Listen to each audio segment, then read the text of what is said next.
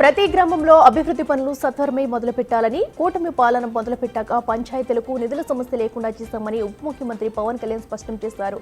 NREGS ద్వారా 4,500 కోట్ల నిధులు రాష్ట్రానికి కేంద్ర ప్రభుత్వం అందించినందున నిధుల సమస్య ఉత్పన్నం కాదన్నారు. అక్టోబర్ 14వ తేదీ నుంచి ప్రతి పంచాయతీలో అభివృద్ధి పనులను మొదలుపెట్టాలని అధికారులను ఆదేశించారు. తిరుమల మహాప్రసాదం తయారీలో ఉపయోగించే నెయ్యి కల్తీ అంశంపై విచారించేందుకు ఏర్పాటైన సిట్ బృందం ఇవాళ తిరుపతిలో మొదటిసారిగా భేటీ కానుంది. సిట్ బృందాన్ని ఏర్పాటు చేస్తూ డీజీపీ ద్వారకా తిరుమలరావు నిన్న ఉత్తర్వులు జారీ చేశారు. తిరుపతి ఈస్ట్ పోలీస్ స్టేషన్లో పోలీసులు నమోదు చేసిన కల్తీ నెయ్యి కేసును సిట్ బృందం స్వాధీనం చేసుకుంది. తిరుమల లడ్డు వ్యవహారంలో చంద్రబాబు చేసిన వ్యాఖ్యలకు ప్రాయశ్చిత్తంగా ఇవాళ ఆలయాల్లో ప్రత్యేక పూజలు చేయాలని పార్టీ నేతలకు వైసీపీ పిలుపునిచ్చింది. వెంకటేశ్వర స్వామి ప్రసాదమైన లడ్డు పవిత్రతను రాజకీయ దుర్బుద్ధితో కావాలని అబద్దాలాడన్నారు. జంతువుల కొవ్వుతో కల్తీ జరిగిందని, జరగనట్టుగా ఆ కల్తీ ప్రసాదాన్ని భక్తులు తిన్నట్టుగా ముఖ్యమంత్రి హోదాలో ఉన్న చంద్రబాబు అసత్య ప్రచారం చేశారన్నారు.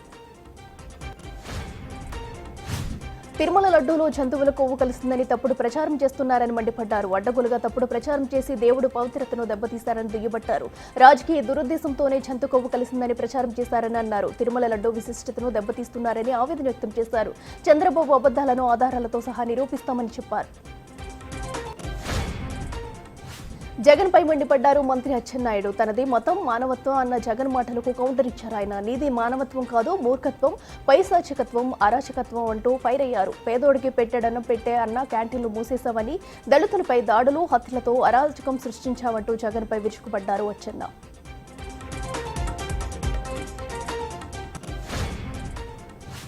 హైడ్రా కమిషనర్ రంగనాథ్ను కోర్టుకు హాజరు కావాలని తెలంగాణ హైకోర్టు ఆదేశించింది. వచ్చే సోమవారం హాజరు కావాల్సిందిగా ఆయనకు ఆదేశాలు ఉన్నాయి. ఇటీవల అమీన్పూర్లో హైడ్రా సంస్థ భవనాన్ని కూల్చివేసిన ఘటనపై కోర్టులో ఆందోళనలు వెలువెత్తడంతో కోర్టులో పిటిషన్ ఉన్న భవనాన్ని ఎలా కూల్చివేశారని హైకోర్టు ఆరా తీసింది. హైడ్రా కమిషనర్ వ్యక్తిగతంగా లేదా లిఖితపూర్వకంగా స్పందించాలని కోర్టు ఆదేశించింది. తిరుమల వెళ్లేందుకు జగన్ డిక్లరేషన్ ఇవ్వకపోవడం విమర్శలు గుప్పించారు ఎమ్మెల్యే రఘురామకృష్ణంరాజు. తిరుమల దేవస్థానం ఆచార సంప్రదాయాల ప్రకారం శ్రీవారిపై నమ్మకం ఉందని డిక్లరేషన్ ఇస్తే ఎక్కడ క్రైస్తవులు ఓట్లు దూరమవుతాయనే ఆందోళనతో జగన్ డిక్లరేషన్ ఇవ్వలేదని ఆరోపించారు.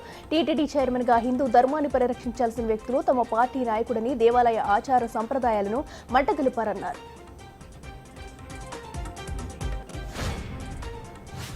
సైబరాబాద్ సిపిని కలిశారు హర్షసాయి బాధితురాలు. హర్షసాయి దేశం విడిచిపోకుండా చూడాలని ఫిర్యాదు చేశారు. అమ్మాయి తనపై డిజిటల్, సోషల్ మీడియాలో జరుగుతున్న తప్పుడు ప్రచారాలపై చర్యలు తీసుకోవాలని బాధితురాలు కోరారు.